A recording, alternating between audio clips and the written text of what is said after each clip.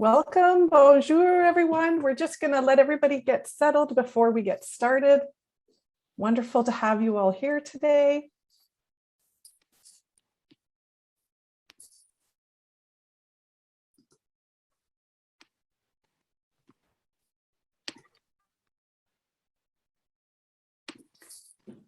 And I think, are we ready, set to go? We can give people a couple more minutes maybe to join us.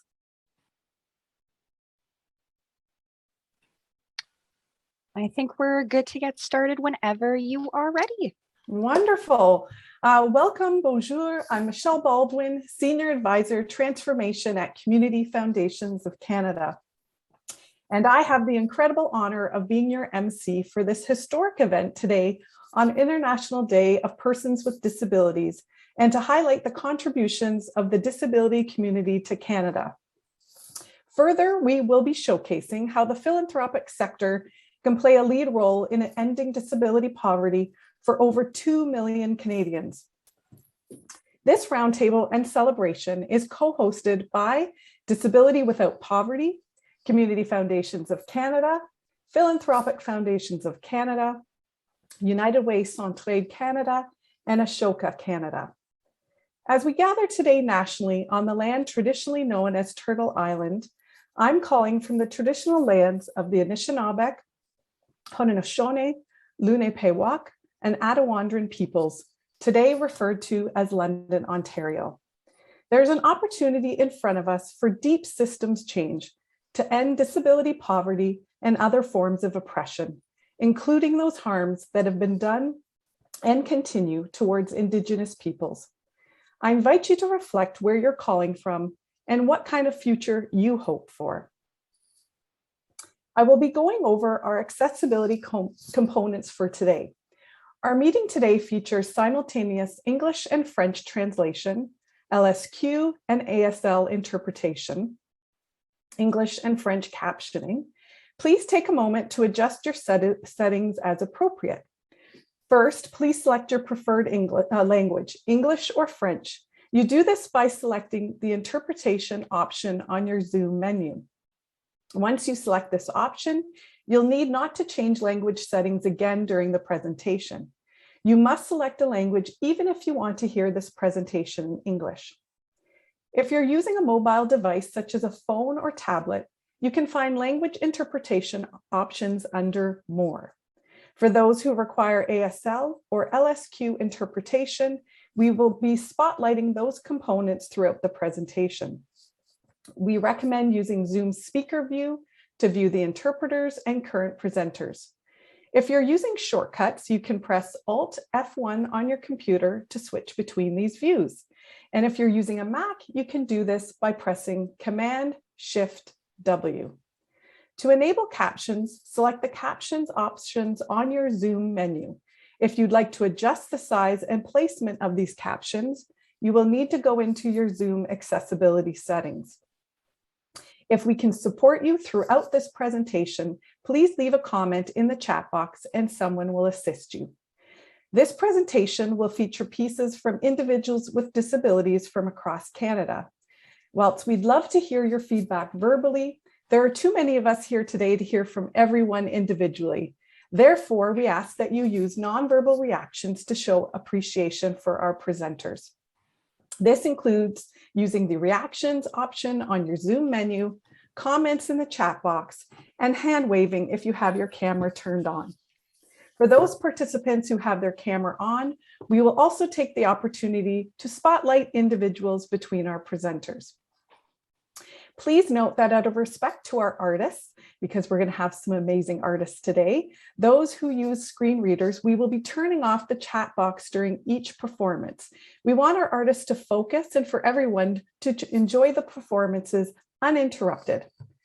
So to summarize our accessibility options, please select your language using the interpretation option, select speaker view, enable captions if required, and finally, make sure to give us your thoughts in the chat box or on screen. Our team members are on hand to help you with any technical difficulties you may be experiencing. It is now my pleasure to introduce the CEO of Community Foundations of Canada, Andrew Chunilall, who sparked the idea for this event today. And he will bring a welcome on behalf of all of our partners. Over to you, Andrew. Thank you, Michelle, and good morning to all of you. And a special thank you to Minister Qualtrough for joining us this morning. The Disability Without Poverty movement is focused on mobilizing a national, citizen-led movement of people with disabilities to secure a Canadian disability benefit to end disability poverty. This is a historic opportunity for philanthropy to lead the way by supporting and encouraging those living with disability to ensure their voices are heard and action is taken.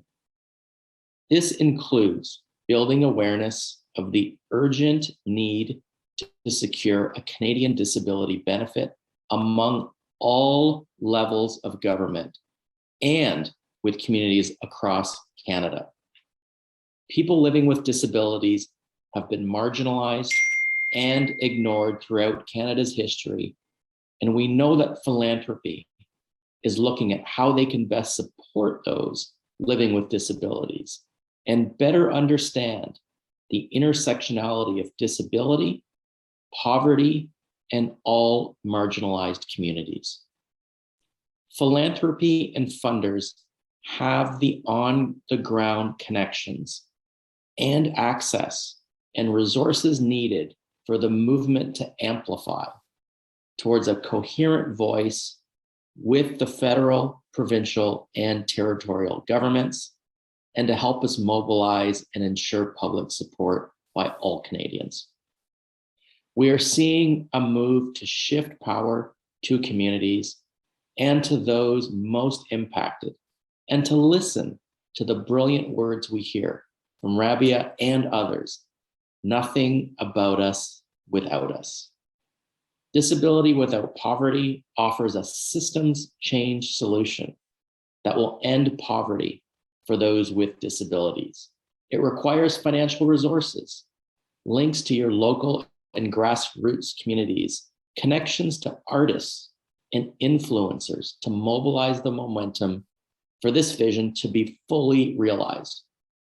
This requires independence from government funding, so support from community and private foundations and other funders is absolutely essential. We hope that foundations and funders, you will see this as a priority and make a financial contribution. You can do so by reaching out to Barb Steele from Ashoka Canada or Rabia Kedar from Disability Without Poverty. We will drop emails in the chat box to offer assistance. Together, we will end disability poverty and create a future where everyone belongs. We believe in a future that is bright, a future that is just and sustainable, and a future that is not the status quo. A future where no matter a person's background, they feel a sense of belonging in Canada. The future must be better for those living with disabilities and in poverty. Back to you, Michelle. Thank you, Andrew, for your leadership and that warm welcome. It is such an honor to introduce the Disability Without Poverty team. These inspired leaders represent the diverse perspectives of the disability community. This is historic that they're leading this work. It's the way we live out nothing about us without us. Luca Patuelli, Michelle Hewitt, Rabia Kedar from the Disability Without Poverty team, and I will turn it over to you, Luca. Thank you so much, Michelle. Much appreciated. Thank you, Andrew, and thank you everyone for being a part of it. J'aimerais juste changer la langue en I would français. like to now speak in French, Et j'aimerais juste and I would just like to merci à tous pour say thank participer you to aujourd'hui. each and every one Je of m'appelle you who Luca are Patuelli, participating je suis today. aussi My connu name is comme Luca Lazy Patuelli. I'm Legs. also known as Je Lazy suis Legs. danseur professionnel I am a de professional Montréal, dancer j'habite à from Boucherville, Montreal. I dans les live in territoires Boucherville de Kanawake, on the Mohawk Territories. Mohawk Et je suis territories. aussi le And I am co-président also de the le mouvement co-president Handicap sans of frontières. the Le mouvement Handicap sans Poverty, pauvreté est un Disability mouvement Without national Poverty qui veut Initiative. travailler à This is a réunir national les communautés, movement that les works to bring organisations, together les communities, Canadiens de tous les jours organizations, à as travailler well as ensemble everyday pour Canadians, créer une and Canada mobilize them to plus work accessible, together to create a inclusif more et accessible, a more équitable. inclusive, and a more Aujourd'hui, just c'est la Canada. journée Today internationale is des the personnes International handicapées. Day of Une Persons with journée à Disabilities. célébrer et It's a day to sensibiliser le monde celebrate sur and create l'handicap. awareness Pour moi, about je trouve people que with cette journée, c'est disability. une journée I think très importante. that this is a very Et je significant trouve day, que le travail de and I also sensibilisation, think c'est un that travail qu'on doit faire tous les jours. awareness Pas is juste something that we need to create aujourd'hui, on a every la day, chance not just d'avoir today. une table ronde Today, we have pour an avoir des opportunity of conversations having a importantes round table in sur order to have l'handicap important et conversations la on pauvreté. disability and poverty. J'aimerais remercier I le would support like de to nos thank amis de la Fondation our Saputo, friends from the Lily Broch, Saputo Foundation, Claude Pinard Claude et toute Pinard, l'équipe de l'handicap as well sans as the pauvreté. entire Sans team votre of support, Disability ce Without mouvement Poverty. sera Without juste your une idée. support, this movement would be, or Avant this que je initiative passe would la only be an flamme à idea. mon autre Before coprésidente, passing on Michel, the torch to my j'aimerais other pour tout le monde qui me co-president, connaît, Michelle, comme for danseur, everyone j'aime who mettre un knows peu me, d'énergie dans as a toutes dancer, nos I like to réunions. give a Alors, on va lot faire of un energy petit during our échauffement. meetings. So Alors, je vais let's demander do a que little tout bit le of a monde, warm-up. vous allez danser I would avec love moi dans everyone votre to place. dance Je vais with mettre un peu de me musique, wherever vous allez you répéter are. les mêmes mouvements We'll que moi je play a fais, little et vous faites music. ça dans la meilleure façon Repeat que the vous pouvez faire. movements that I show Avant you, que je and mette you la do it the musique, best way that j'aimerais you qu'on can. prenne 3 respires. Before Tout le playing the monde, on movement, respire. I ask you to take 3 deep breaths. 3 deep breaths. Encore. Et une dernière fois. And one last time. Et je vais mettre un peu de musique. All right, let's put on a little music. Parfait. On Perfect. va dire. Ah, désolé. Parfait. On va dire oui avec la tête en So haut. let's say yes with your head. Up, down. Up, down. On va dire non avec la tête. Côté Say à côté. no with your head, side to side. On va faire un cercle complet. Circle. Circle with your head. The other side. Et on bouge les épaules en haut et en bas. And you move your shoulders up and down. Up, down, up, down, On va faire un up, cercle. down. Et Make a circle with et your on lève les shoulders bras in le the back. plus possible. And then raise your hands and your arms as high as you can. Un bras à la fois. One arm at a time. Et on bouge. And then you move around. Move around your whole body. Stretch your fingers. Move your hands. On bouge tout le corps. Move your entire body. Et on prend un dernier respire. One last deep breath.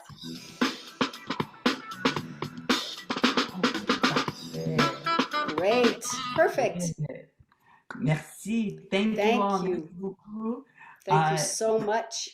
J'ai le plaisir de présenter I have the great co-chair, pleasure of introducing my co-chair, Michelle also Hewitt, known aka as The Whip. Michelle Hewitt, aka The Wit. Thank you, Luca. As you saw, Luca brings creativity and positivity to our movement. And as you will hear later, Rabia brings heart and passion. I get to be the numbers person, but I'll try and make them as approachable as possible. I'll give you some insight into who we mean when we're talking about disabled people living in poverty. I just want you to remember 2 numbers, 2 and 4. Why? Roughly 2 in 10 Canadians are disabled.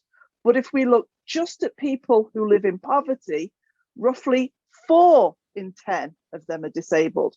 We're disproportionately represented in people who live in poverty. 2 times more disabled people are living in poverty. There's that number 2 again. And being disabled is not cheap. For someone with an average level of disability, it costs 40% more than not being disabled. Yes, 40%. There's the 4 again. Of course, this is about so much more than numbers. For Luca, Rabia, and I, these numbers represent our fellow disabled people. They are our friends and family. They're people on our leadership team at Disability Without Poverty. This is so personal to us, and that's where our passion comes from. Real people with real lives, struggling to pay rent, to buy food, to pay for medications, and so much more. Let's go back to those 2 numbers one last time, 2 and 4, and multiply them together to get 8. from an Angus Reid survey we did earlier this year, we know that 88% of Canadians agree with us. They agree that it's unacceptable for disabled people to live in poverty, and they believe that now is the time to do something about it. We hope that you will join us too. Now, it's my honor to introduce you to someone who also believes disability poverty is unacceptable. Minister Carla Qualtrough, Minister of Employment, Workforce Development and Disability Inclusion. She is the elected Member of Parliament for Delta BC with a commitment to addressing inequality and championing diversity. A successful lawyer, dedicated volunteer and Paralympic swimmer, Minister Qualtrough practiced human rights law at the provincial and federal levels and was a vice chair with the Workers' Compensation Appeals Tribunal.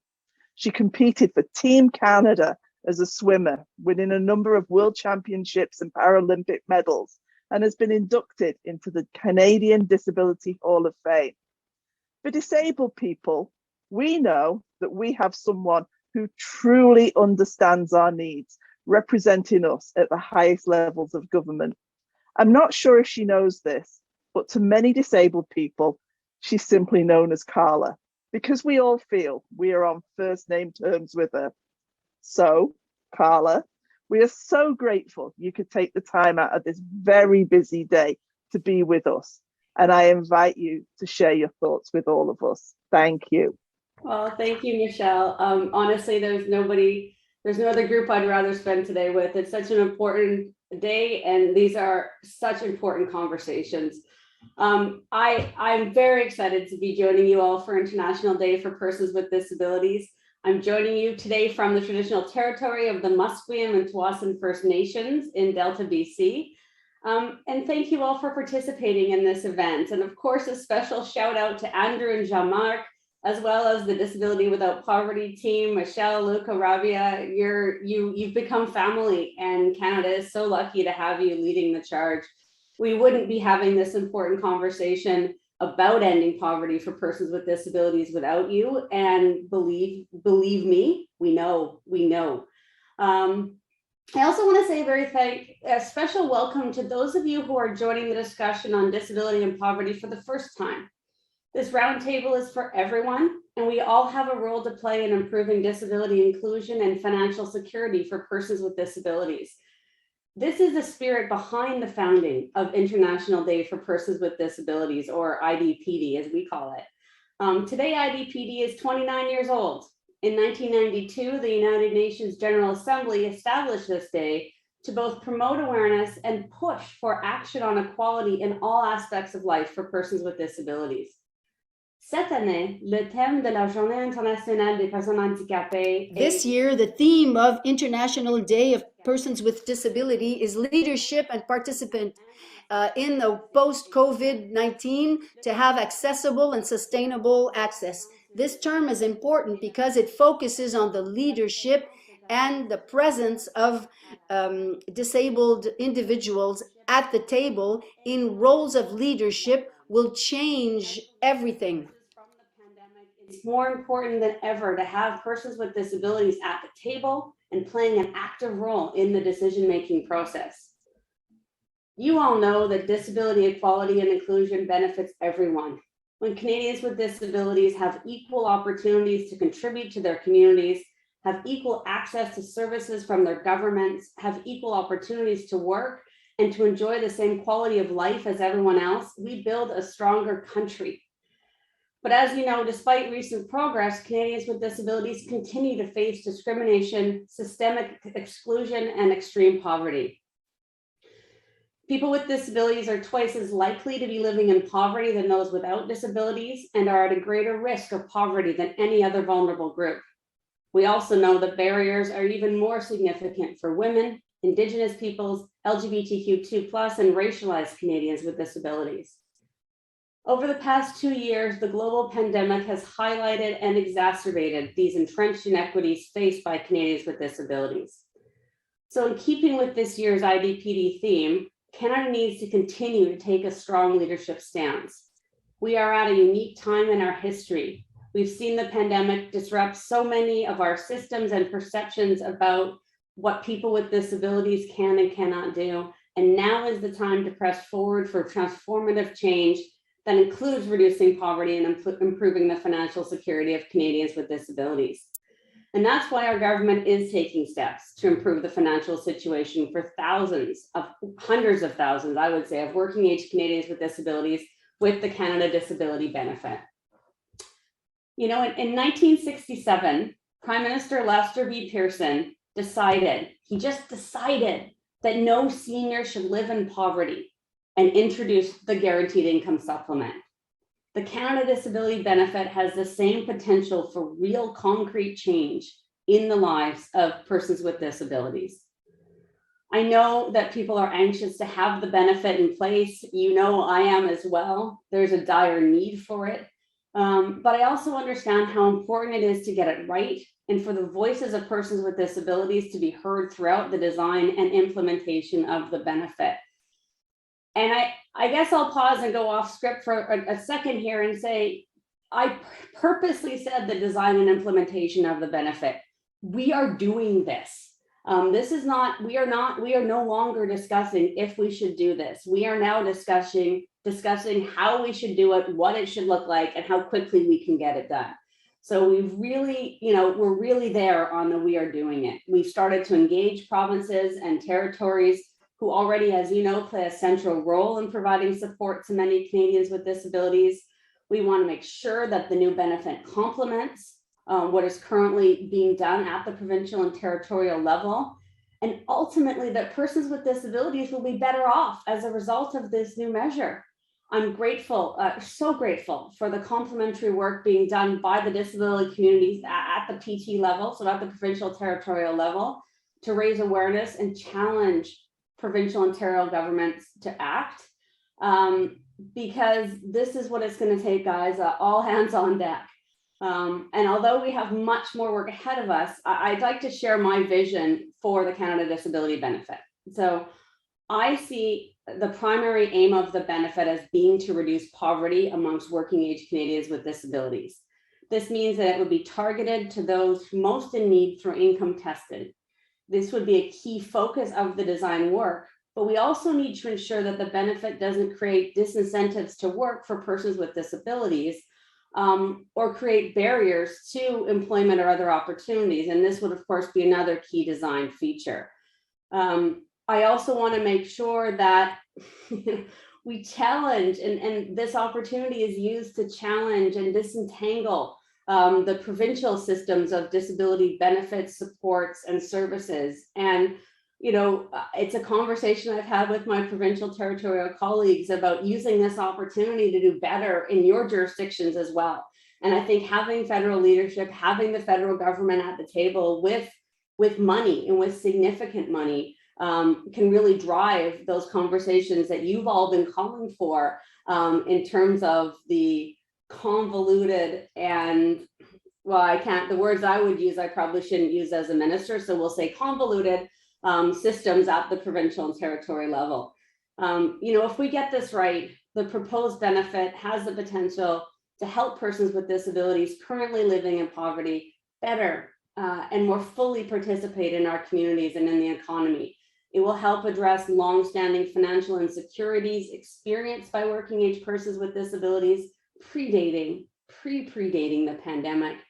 And it would be an investment in the realization of an inclusive society. Ultimately, the work we're doing could improve the lives of hundreds of thousands of persons with disabilities.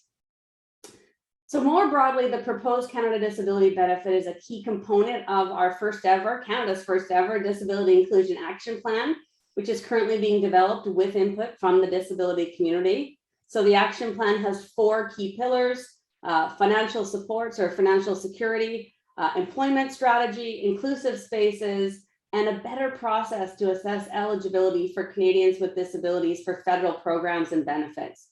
An objective of the action plan is to foster a culture of inclusion and shift away from attitudes of disableism and discrimination. Together, the 4 pillars of the action plan will improve the social and economic inclusion of persons with disabilities. So before I conclude, I want to turn the spotlight to you, the participants of this roundtable. Both Community Foundations Canada and Philanthropic Foundations Canada are leaders in our country with tremendous reach through an impressive network of organizations. I think CFC's mission of relentlessly pursuing a future where everyone belongs is especially relevant to advancing disability inclusion in Canada. And because the principle of nothing without us is the backbone of what we do, I want to leave you with a call to action. I challenge each of the organizations represented today to continue to think of ways you can bring persons with disabilities to the table. Your organizations have a critical role to play in advancing disability inclusion in Canada, and that starts with conversations like the ones we're having today. So my question to you on this IDPD is, how are you committing to remove barriers within your own organizations and making space for persons with disabilities at the table to help you lead initiatives that advance disability inclusion, and just more broadly within your organization? You know, International Day for Persons with Disabilities is particularly special this year, as it invites us to all push forward with what it means to build back better in a way that is inclusive, accessible, and sustainable. And this is a goal that can only be achieved with the full participation and leadership of persons with disabilities. En adoptant des mesures solides et efficaces, notamment by adopting solid and effective measures, by implementing this Canadian Disability Program, we have the possibility of triggering a huge change. This level of support can become an important element of our social fabric and to bring change in the world. We can put in place a new element in our social structure that will be an envy of the world and will help generations of Canadians to come. This is our chance to realize real change for persons with disabilities and build a truly disability inclusive Canada. So let's not miss the opportunity. Michelle, you said it, you know, I don't intend to, and I know you guys are right there with me. So thank you all.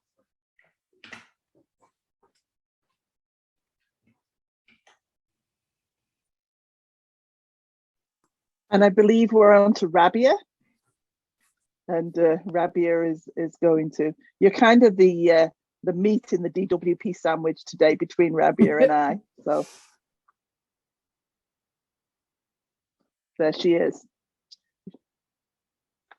You're just on mute, Rabia, and then over to you. Oh, thank you very much. It was fiddling out right near the end there, Minister. My apologies. So thank you very much for your very candid words, for always speaking from the heart. We appreciate your solidarity with people with disabilities and the work that Disability Without Poverty is doing. So again, thank you so much for taking the time today. I know it's an extremely, extremely busy day for you, and so many people have so much more demands of you today on this International Day of Persons with Disabilities, above and beyond the normal day-to-day routine of your parliamentary responsibilities. So again, thank you so much for joining us. We really appreciate your remarks. I'm going to move now to just telling folks a little bit more about Disability Without Poverty. If you have questions that you've typed into the chat, that is fantastic. We will make sure to share with the Minister's office and perhaps post some responses back to you. I know that the Minister has a hard stop at 12 noon. If she's able to stay, that would be fantastic. So Disability Without Poverty started after the throne speech last fall that committed to a Canada Disability Benefit. We saw it as an opportunity. As you know, during the pandemic, people with disabilities living in poverty were pushed even into further, deeper poverty.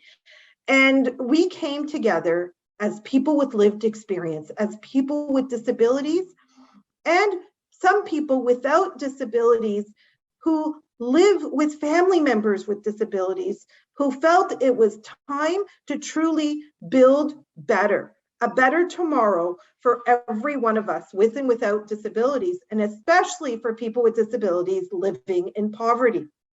So the Disability Without Poverty movement was born with the support of our strategic advisor, Al Admansky, a number of folks from Plan and Plan Institute, a number of us individuals with disabilities, with lived experience from coast to coast to coast, from various diverse backgrounds, disabilities, and social locations. People with disabilities living in poverty, people with disabilities with visible and invisible disabilities, racialized people with disabilities, so on and so forth. Our model is that leadership rests with people with disabilities. We're very grateful to the Saputo Foundation, who have not asked us to recognize them, but we feel compelled amongst peers to recognize their instrumental contribution to us to jumpstart the work that we have done this past year. We're grateful to allies such as Lise Roche and Claude Pinard from formerly Claude was with Saputo and now with Centraide Montreal, with United Way Montreal. Thank you very much for your belief in us and for giving us the support we needed to do the work that we needed. What we have achieved this year is a lot.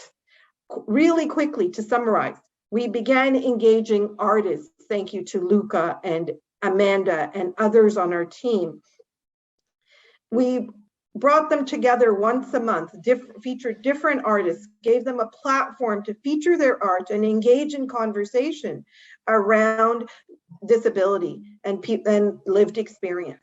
We continued with doing research, bringing together academics and experts, again, with lived experience of people added into the mix to look at what could this benefit look like.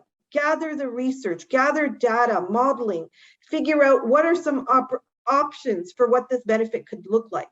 We did that really quickly. We moved forward with the Angus Reid Institute and conducted a poll of everyday Canadians to gauge their support for disability, poverty, and a Canada Disability Benefit. The results speak for themselves. We continued in this journey to encourage people to engage in the electoral process, to take their democratic duty seriously and participate.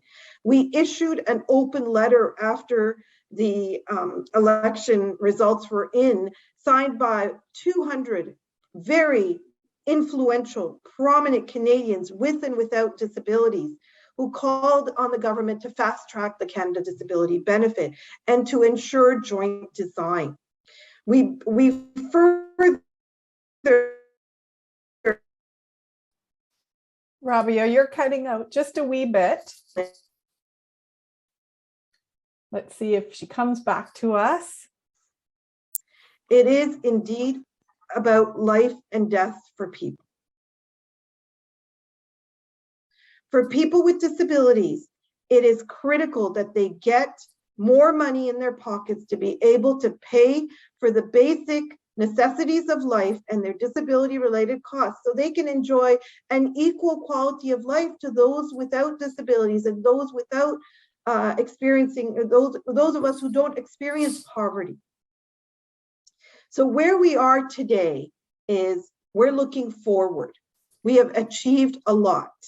We have a petition on the table, a parliamentary petition. That's one thing you can do today. One quick action that you can take today to show your solidarity with people with disabilities is to sign our parliamentary e-petition calling on government to fast track the Canada Disability and ensure its joint design with people with disabilities, people with lived experience.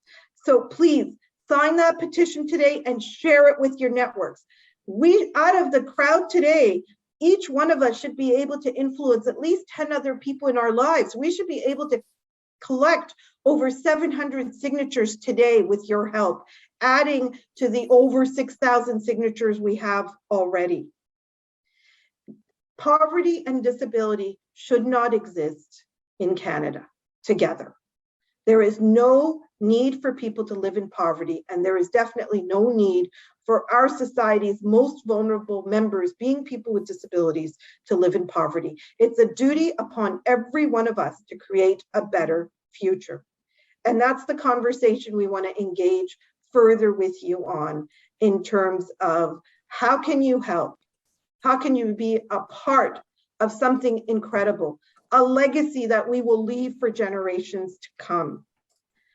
Let's continue the conversation. And for now, we will move toward the fireside chat. Back to Michelle. Thanks, Rabia, Michelle, Luca, the whole Disability Without Poverty team, to Minister Qualtrough for spending time with us and getting us dancing and moving, and really a call to action around signing the petition. And we will hear other calls to action in our fireside chat. We'll now move to doing some introductions of who's joining us. We have Jean-Marc Mangin, who's the Philanthropic Foundations of Canada, Deb Scheim with United Way Centraide Canada, Kevin McCourt with Vancouver Foundation, Barb Steele, Ashoka Canada, Andrew Chunilall with Community Foundations of Canada, and of course, Michelle and Rabia will be joining us to answer any of your questions. So we really do encourage you to put your questions in the chat. We will have an opportunity to share those. So the people on this panel today are really committed to this movement. And I'm going to ask them to start by introducing themselves. And I'm going to ask them to reflect on what they've heard today. So we'll do some quick introductions, what you've heard about today. And Jean-Marc, I'm going to start with you. Merci, Michel. Thank you, Michel. I'm speaking to you from Jean-Jacques or Montreal today. So what I heard today is that we are in a key moment. Thanks to the work of the national movement, Disability Without Poverty, the door is wide open now for the government to move forward a significant public policy. But we still don't know where this process will land. Will it be a really ambitious policy to support people living with disability? This is the question before us. And it is up to federal, provincial, and territorial governments to be convinced if this work of mobilization can continue and can grow. So the challenge is before us, and I'm confident because there's a very positive energy here where we are located, but the real work remains in a context of a minority government. We cannot see this open window close again. And so we need to work very hard in the next few months and the next few weeks and months. Before, we have essentially solved poverty for senior people through public policy. We've made significant progress in reducing poverty for our children in the course of the last few years. So these nation-building moments, of few and far between, we have all the ingredients to make it happen. But now their hard work is ahead of us to make it happen. That's what I heard today. Thank you, Jean-Marc. Nation-building opportunity. I will ask Deb Scheim from United Way Centraide Canada to share your introduction and what you've heard today and why you support the intersection of disability and poverty. Absolutely. Thank you, Michelle. I am Deb Scheim, joining you from Toronto, covered by Treaty 13. I want to start by thanking Michelle and Luca and Rabia for starting us off, and for the Minister for coming and spending time with us today. I'm here representing United Way Centraide Canada, the national office for a federation of 71 United Ways and Centraides across the country. And we have been, since our inception, deeply committed to anti-poverty work and to funding and supporting social services for people in need across the country. That includes doing policy and advocacy work around important legislation that can really move the needle on reducing poverty for various groups, as we've talked about, including people with disabilities. I want to welcome Claude Pinard to our movement, who joined us at Centraide de Montréal and spent time with me before we spoke today, and who some of the speakers have referenced. As a United Way movement across the country, we really believe that equity and inclusion is really important for all of our work. That people with disabilities, this work is long overdue. We cannot accept, living in a country like Canada, that this is still happening with such high rates of poverty. And thank you to Michelle for that quick and easy way to remember. I think those are significant numbers and we need to pay attention to that. But we also know that people with disabilities who are Indigenous or Black, racialized, and or LGBTQS, those issues are exacerbated. The discrimination they face is more, and the poverty is more. So we need to think about the systemic response across all of these things. We also know that coming out of the pandemic, and we've referenced that today, as well as some of the disasters, so shout out to those of our colleagues who are out in BC and living through what is a terrible time out there, that we've seen the disproportionate impact on people with disabilities and other populations across the country. And we have known this in the social service sector for years and years and years, but for some reason, the COVID allowed us to shine a light on this, and for people to see we really need to pay attention. We need to take action, and we need to make sure that there are services and supports, and that those services and supports are designed by and with people with disabilities to ensure that we're meeting the needs for everyone. We saw, for example, the move to virtual services during COVID, and we had an experience with a program out in PEI, a Special Olympics for people with intellectual disabilities. And when we moved online, they quickly realized, actually, we can't just move online quickly. So we need to have services and funds to be able to adapt and to make sure that we can include everyone. And those are the kinds of commitments that United Way is here to make today, along with our colleagues. Thanks very much for having us. Thanks, Deb. Over to Andrew from CFC. Thanks, Michelle. And perhaps I'll build on what the other Michelle said. Michelle Hewitt, or otherwise known as the WIT, identified that Canadians living with disabilities, their living expenses are 40% higher on average than those Canadians living without disabilities. And I think this is important to identify and highlight when we talk about the Canadian disability benefit. There are other benefit structures out there, and Minister Qualtrough referred to them, but they need to be looked at and how they integrate. Oftentimes at the provincial level, there are what's called non-refundable tax credits for those individuals living with disabilities. However, if you're an individual with a disability and you're living in poverty, you don't pay taxes or much taxes to begin with. And so a non-refundable tax credit does not serve you well at all. And Minister Qualtrough was couched with her words and called it convoluted. I will go a step further because I'm not a cabinet minister and just say that's asinine. It's completely misses the mark when you have a benefit structure in the income tax system that doesn't serve the very group it was designed to benefit. The other thing is that we have benefit systems across all levels of government, but they're not coordinated. We have clawbacks.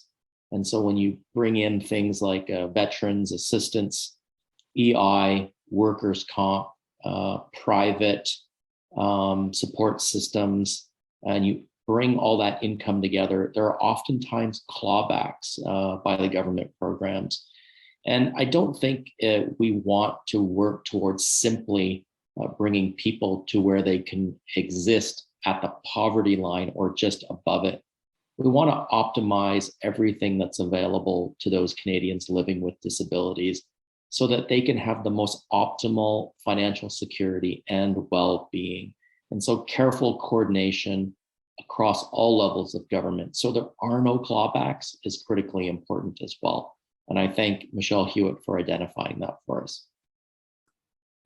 Great, thanks, Andrew. Kevin with Vancouver Foundation. We'll hear from you about your reflections so far today. Thanks, Michelle, and I'll say good morning because it's still the AM here on the West Coast, and I'm on the traditional and unceded territories of the Musqueam, Squamish, and Tsleil-Waututh people, and actually looking out over a little part of the Salish Sea today. So I just wanted to say, yes, I heard exactly what Jean-Marc heard, and I want to just reiterate how important this moment is. I love the minister's citing of the guaranteed income supplement from 1967. That is this is a moment as significant as that. So I really want to reiterate, that's what I heard, that we are in a moment of nation building. Also, just want to give you a bit of context of Vancouver Foundation and why we're part of this conversation.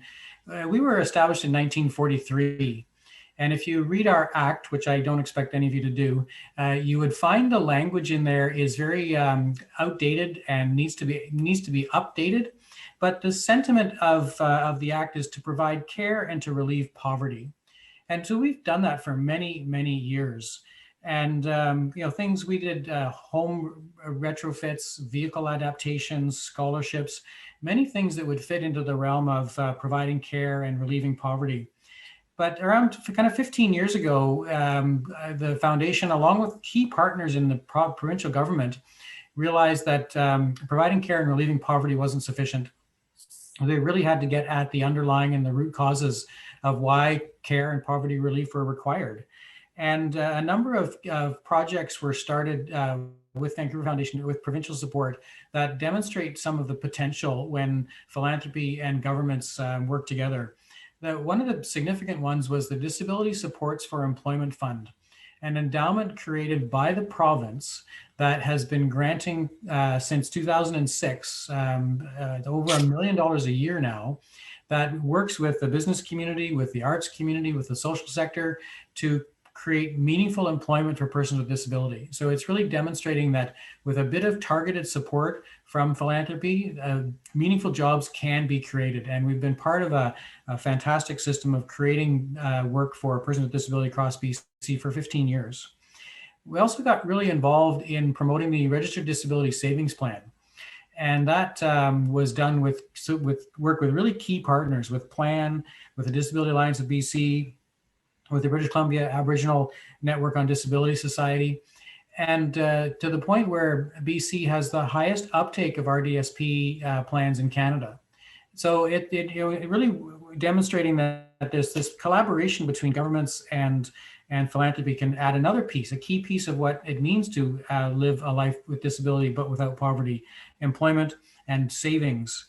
And but what it really kind of shows us, and this is why I think this conversation about aligning provincial work with federal work and really harnessing the power of governments, is that philanthropy has been able to show some key initiatives that work, but we're not big enough on our own to scale them up. We really do need the engagement and the universal power of governments that can build on these initiatives, build on these promising practices, and demonstrate that we have the pieces we need.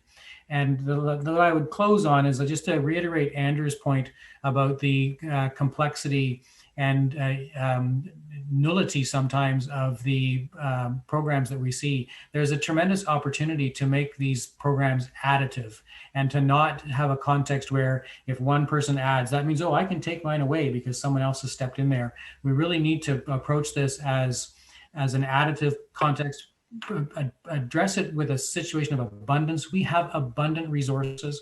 We have abundant capacities. Let's add them together to really create the future that we seek. So I'm encouraged by what I hear, always inspired by the people we've been working with. And I would also reflect on something that I have learned from my work with the disability community in BC, is that I will eventually be disabled.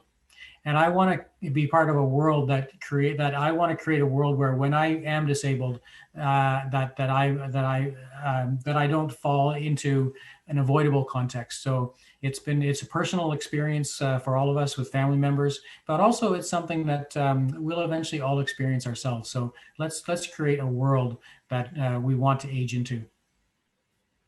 Great, thank you, Kevin.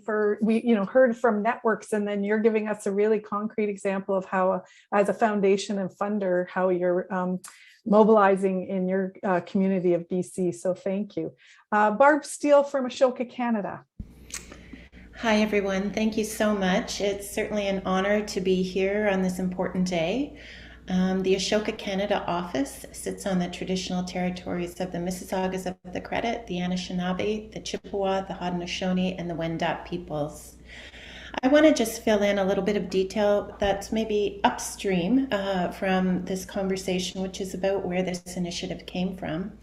And I would say that it was really the visionary partnership of Philanthropic Foundations of Canada, Morello and Lino Saputo Foundation, and our Ashoka Support Network members who allowed Ashoka Canada to pilot something called the Foundation Academy for Collaboration. And I think Stephanie is going to drop the links for that into the chat. And I think with this audience on the line, I would say this was a learning community that came together around the objective of funding better for systems change. And I can't think of a more exciting way to look at what the impact of that has been than to see all of these faces on the screen today and think about the work that's been done by Disability Without Poverty.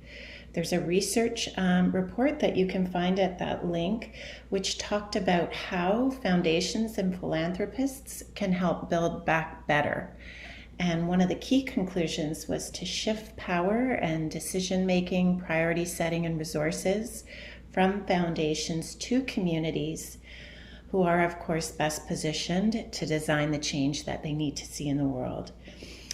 Alamansky is one of Ashoka Canada's first fellows, and he was in the room as all of this delicious learning was going on and stepped forward with this really historic opportunity for foundations to support the work that would be required for communities and leaders with disability to bring forward this benefit. And so if you think about that, that is a really quite different way to solve problems. And the capacity and confidence and skill of this community has now been raised up to advocate for themselves into the future. And I think this important, patient, multi-year approach to supporting communities to find their voice, coordinate, and make change together has been critical.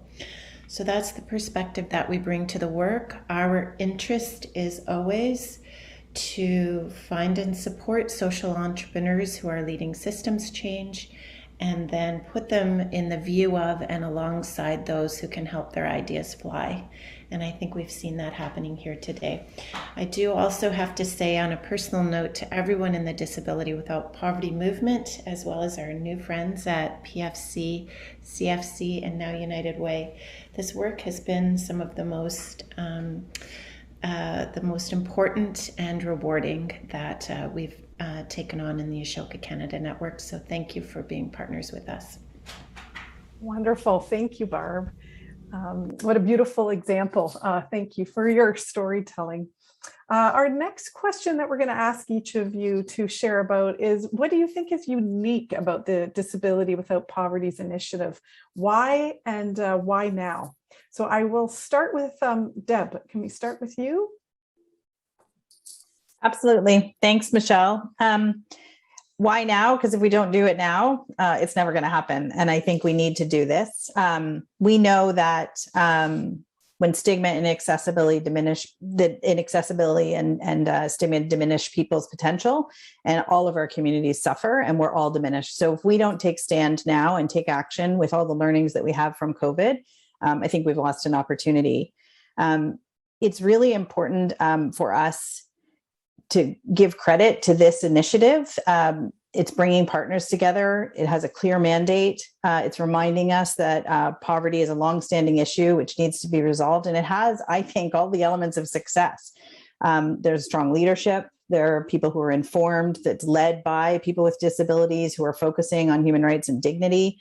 Their loved ones are coming together, advocates, the Philanthropic Society and societies and government are coming together. We have a minister now who's positioned as a strong advocate with lived experience who can move this forward and be informed. And I think that we know that when we have all that recipe for success, we need to leverage that and take advantage of the moment in time. And I think having all of us here together to talk about these issues on this important day is somebody used the word, the meat and the sandwich before. There has a significant amount of work that's been done to date. There's what's happening today. And then there's the work that we need to do as we move forward, and the commitment of all of the people on this call to move forward together. Great. Thanks, Deb. How about you, Kevin? What would you like to share? I think a key unique feature is certainly the leadership of Disability Without Poverty. Michelle and Rabia and Luca and others, the role that you're playing and the effectiveness of what you're doing is really remarkable. And I think people notice that the connections that you built with the minister are and other members of government are critical and really demonstrate the importance of an honest conversation between citizens and their government, and a respectful relationship that's being established that is rights-based. In a key aspect of this is that these are human rights, and no one should be shy of saying that these are you're seeking to have rights fulfilled. And in a rights-based framework, there are duty holders and rights bearers, and duty holders, and people need to play their roles. And I think you're really demonstrating that. I think what's also the why now is, as a number of people have mentioned, the pandemic has revealed both the opportunities and the challenges we face. The immense ability of our governments to respond has been, no one can say there's not enough money anymore, because when money is needed, money is found. The other thing I would say too, from a more kind of granular or grassroots level, is at Vancouver Foundation, we are seeing donors that want to support this work, that are stepping up and creating endowment funds, that are saying that this matters to them, that they have personal experience, that what motivates most donors is personal experience with a cause. And as you point out, the numbers of people who are disabled, the numbers who are living in poverty, that's affecting people all across this province, and many are using that personal experience to create funds to play a role as philanthropists and as donors in this movement. So I think that's a unique piece, and it really supports the why now. Thanks. Your theme of abundance is weaving right through your remarks. Thanks, Kevin. Jean-Marc, over to you. Je suis très impressionné par la nature. I'm very impressed by the inclusive nature and pan-Canadian of this initiative. And so I think it's a key element for success. Of course, the serious work in developing inclusive public policy, but also the joy. We saw that with the exercise at the beginning, the truly human aspect of this issue. The numbers are hiding these human distress, which is unacceptable in this country today. So this human aspect is really shown when we talk about not only individuals who have lived experiences, whether for themselves or their family, and but it's in the nature of our communities. Our communities cannot develop their full potential until everyone is fully included and the central key issue of poverty is not resolved. And so for me, this initiative has very precise goals. In a Canadian context, they can be difficult to develop, but it exists now.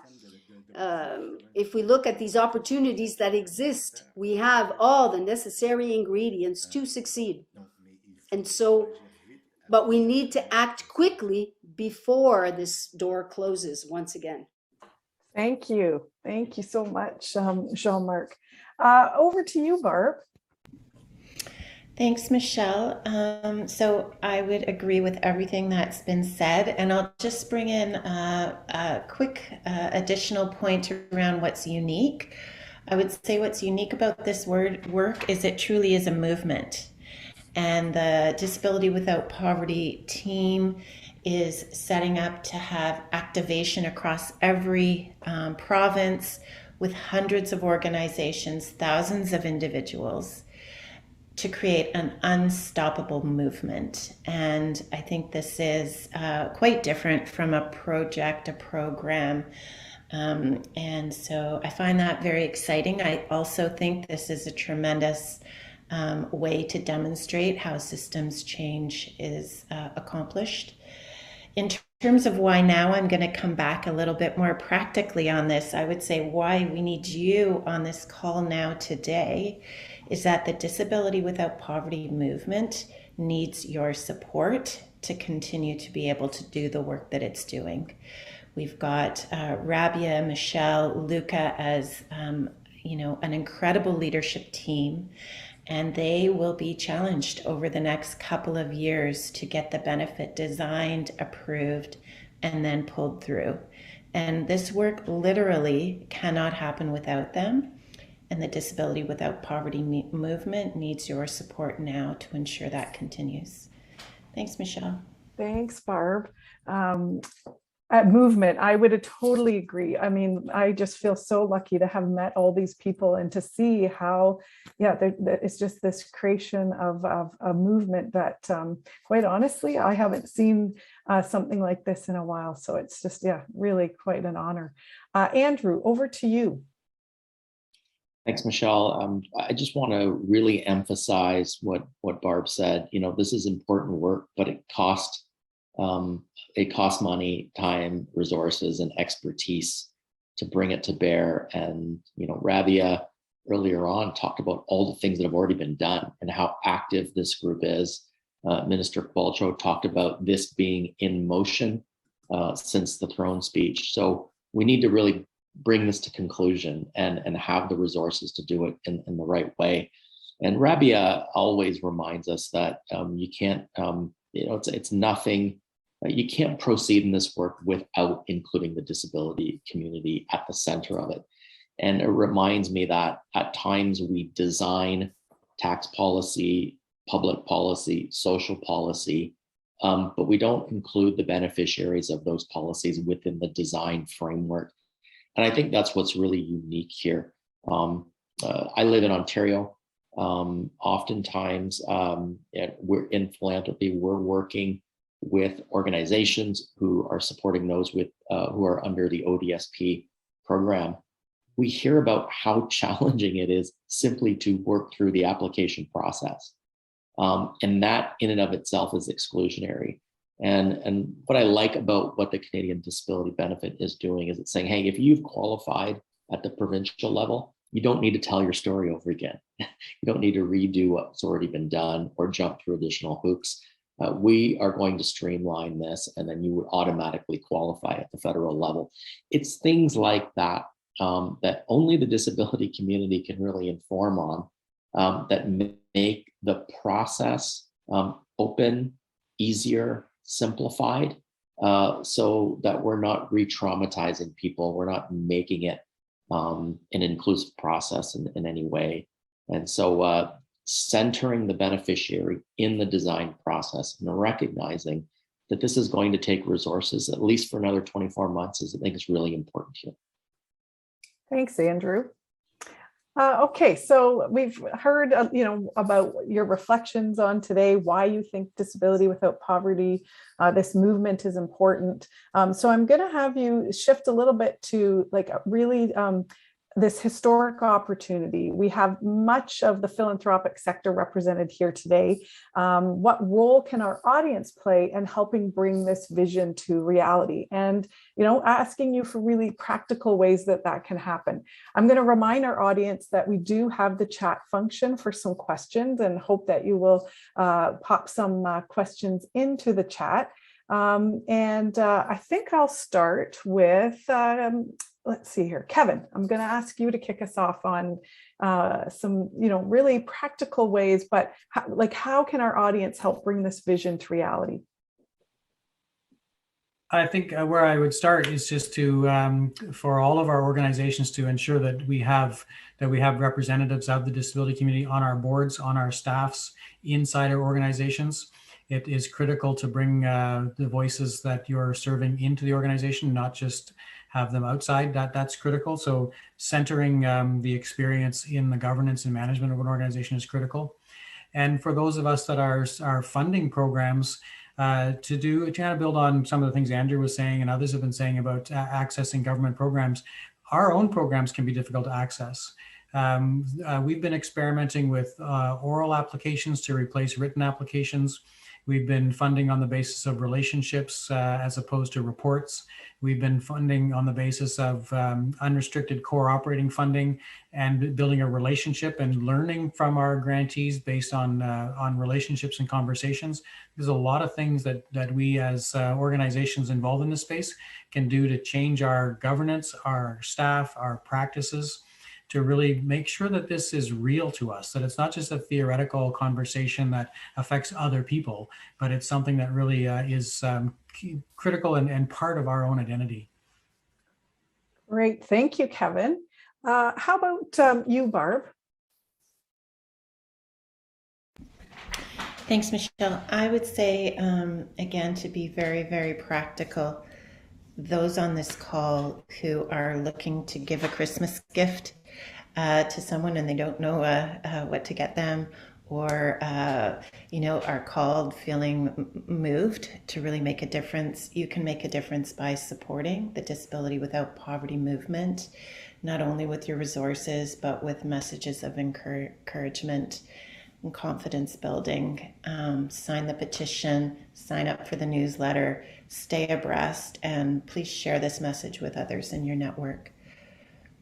Thank you, Barb. And yeah, just a good reminder, we have this incredible team that we've had the pleasure to meet today, and we really need them to be able to keep that momentum going. And that requires us to have the resources for all the different ways that that is happening. Jean-Marc, how about you? Barb nous a expliqué un peu déjà la genèse. Well, the genesis of this movement has already been explained, and the fact that if we want to have impact, we need to work differently. And in this context, it's a new muscle to develop in the philanthropic community to do policy work. That we have actually relatively little historical experience. But this is the time to gain that experience. I mean, all the stars are aligning, and we already mentioned the support from the Saputo Foundation. Well, I've talked to Saputo. I've talked to a few others that are supporting. They feel alone. They feel like we need more foundation to support this kind of work now. There's been other meetings where I know there's several foundations on the fence. And to take some risk to do policy work. The stars are well aligned to have impact, to have success on this, but we do need everybody's contribution to get across the finishing line.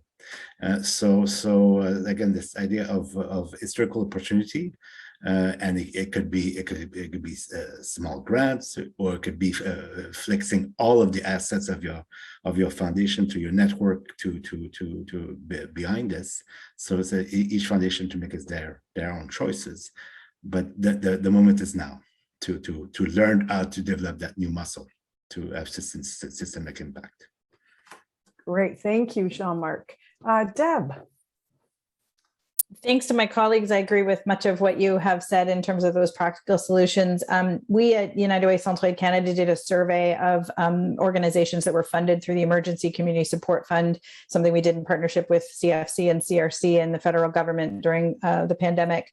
Around the leadership and the diversity of those organizations. It's a small sample of about 700 organizations, but we found that actually the people that were least represented in the senior leadership were Indigenous people, people who are LGBTQS, and people with disability. So this is a call out for us as in our networks that we need to do better, both in the sector and in our own philanthropic organizations, to make sure that we are inclusive. We need to do that learning and that education, and as Kevin referenced, make sure that the voices of people are at all the tables that we're at.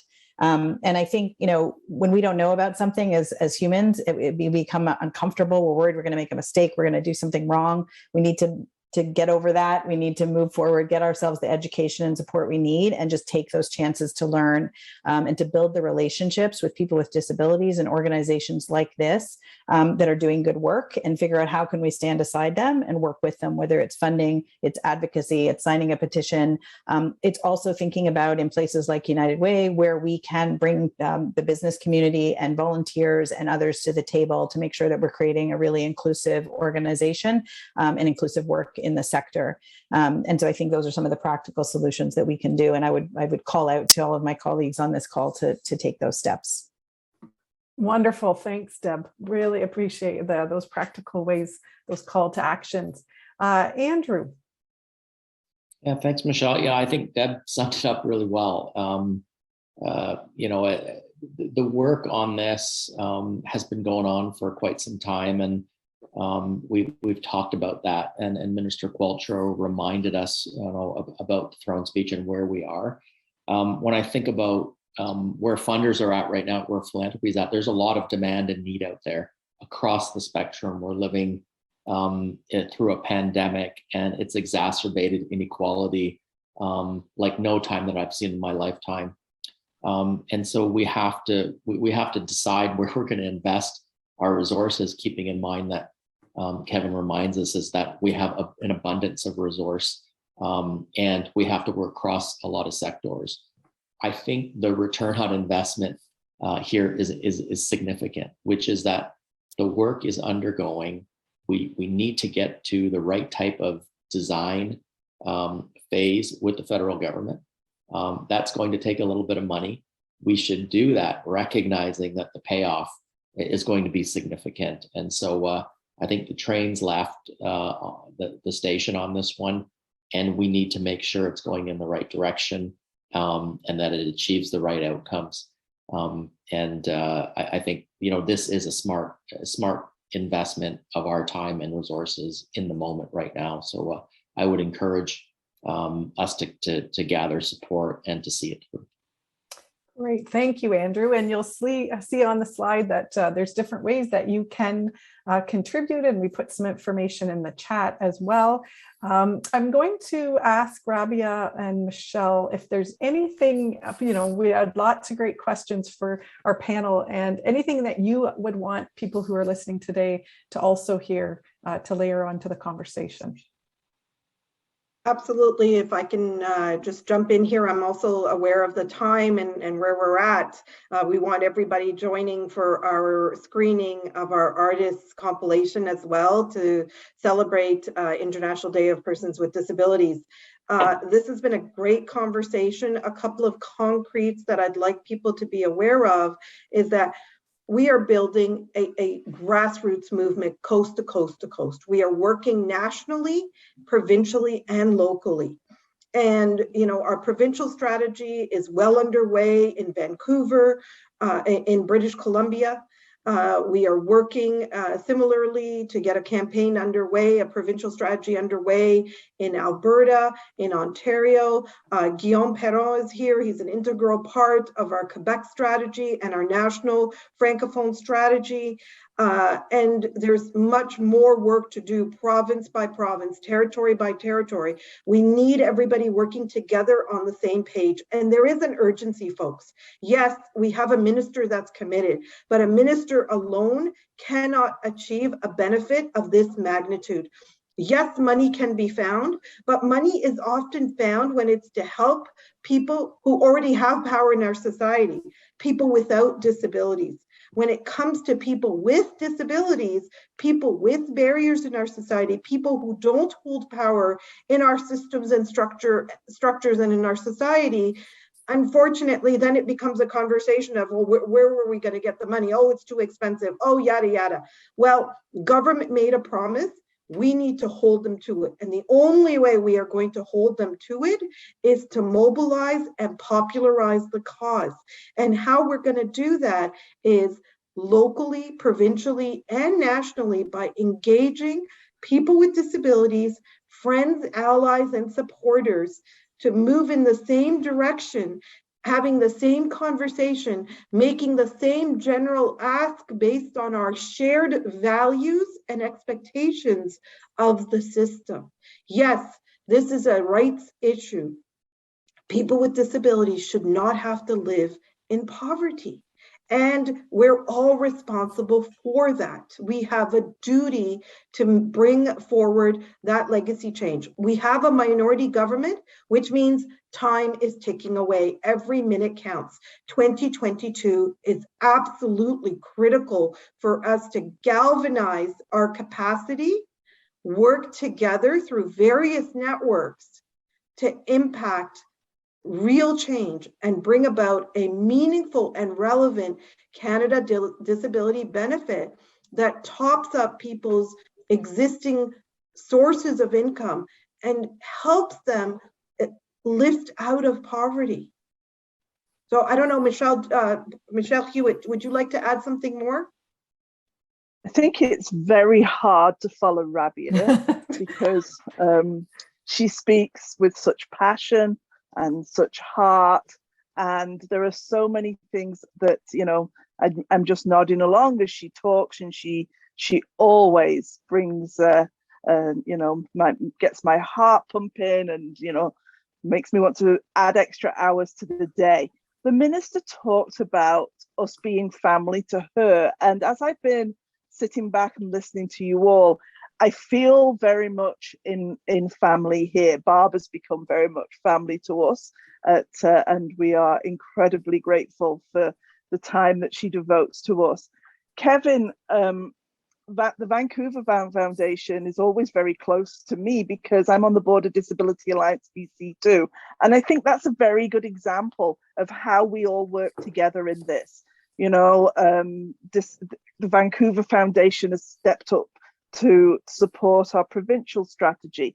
At the same time, Andrew, you talked about accessing programs, and we have some incredible BC-based programs. Yeah, I know, I'm very proud of them all, that, you know, to do with accessing and eligibility. We need to leverage our knowledge, and we need to amplify our message. And at Disability Without Poverty, that's what we're trying to do, in that we're bringing together not just us with lived experience, we're bringing together further experts with in the academic world, in the policy design world, and looking too to those people with lived experience who are academics and so on. I think when we talk about, you know, the muscle to develop, yeah, that's going to be my phrase taking away from here, and that policy work is risk taking, and, you know, and that the United Way does know this space so well, and we are moving into a different space. So movement building is very different to program building, because, you know, it's not the same as, you know, the things that I'm used to working with, where we pay for something to happen, and we have this tangible physical person doing a job. We are bringing these voices together into this mighty roar. We started earlier this year with this letter of 200, where we said 100, well, first we said 50, we said 100, and it became 200 prominent voices. And out of that, because we had this roar of people wanting to participate, it then became this e-petition. So, you know, we have this thing growing in momentum. I can see that things are kind of slow. There we go. Things are moving again. So I just want to highlight that we are already a family, and, you know, part of our family before the pandemic was living in poverty, and that was this group of disabled people that are 4 times as many, you know, are doubly represented, 4 out of 10, going back to my numbers. Since the pandemic, those people have received no extra assistance. Prices have gone up. You know, we heard that, you know, CERB was $2,000, and no disability payment gets anywhere near, at most half to 2/3. Those people are coming out of this pandemic even worse than they went into it. And it was bad before. So why is the time now? Because those people can't wait any longer. Those people, are choosing between Tylenol and food. Those people are making life and death decisions. That's why we need you to help us, to help them, to help the minister to make this happen. Thank you, Michelle. Thank you, Rabia. What a great way to transition. I want to extend appreciation to our panelists for sharing today your insights, your perspective, why you value this movement, why you're getting behind disability without poverty. We've heard today about why we need people with disabilities and those without, part of this grassroots movement. We've heard about this mighty war as a family, and we're going to hear about how Disability Without Poverty is bringing in artists and art into this grassroots movement. So I'm going to pass it over to Rabia. It has been a pleasure to be here with all of you. We want you to stay and experience this together as a family. Over to you, Rabia. Thank you very much, Michelle. I'd like to thank you first and foremost for doing an incredible job of being our MC today, and for an incredible conversation with all of the philanthropic community and funders that are here today, all our presenters. We're very grateful for what you brought to the table, and what a wonderful and historic conversation we've indeed had.